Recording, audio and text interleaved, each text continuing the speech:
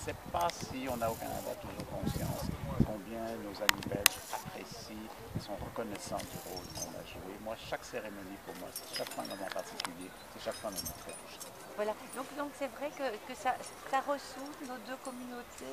Mais c'est la base historique, c'est le socle de la collaboration entre nos pays. Aujourd'hui, la Belgique et le Canada travaillent très étroitement ensemble sur la scène internationale, sur la base de valeurs communes, d'engagements communs envers le multiculturalisme, envers les droits de la personne, envers les droits des femmes et des filles, par exemple.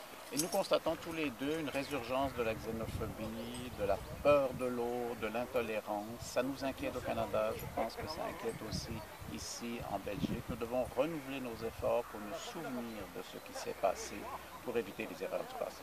Voilà, une dernière question. Est-ce que vous avez l'impression qu'ici, où la guerre s'est vraiment produite, je veux dire, bon, il y avait les alliés bien sûr qui arrivaient de pays qui étaient moins touchés. Est-ce que vous avez l'impression, par exemple, qu'au Canada, cette guerre, elle est moins vécue dans les entrailles des personnes qui y habitent? C'est la grande différence. Nous n'avons pas connu la guerre sur le sol canadien comme tel, mais nous avons récemment participé à des opérations en Afghanistan, entre autres. Plusieurs de nos soldats ont perdu la vie là-bas.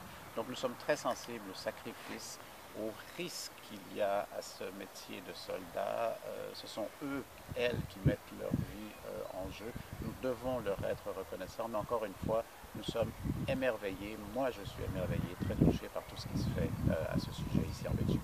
Et en même temps, derrière chaque nom, il y a un homme. Ça, Oui, vous l'avez dit avec l'exemple de oui, l'Aton que vous oui, avez oui. adopté. Donc c'est aussi important de se dire qu'il y a un visage, il y a une famille, il y a quelqu'un derrière ces noms de soldats.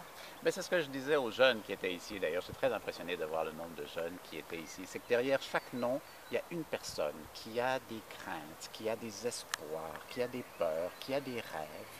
Et cette personne, elle existe, elle est réelle. Moi, c'est ce que j'ai redécouvert en, vous l'avez mentionné, adoptant une tombe, en consultant le dossier militaire de ce jeune Nikolov, une personne qui porte le même nom que moi. C'est extrêmement émouvant. C'est vraiment, vraiment important qu'on se souvienne que ce ne sont pas des numéros matricules, ce ne sont pas des noms simplement perdus, ce sont des individus qui ont donné leur vie.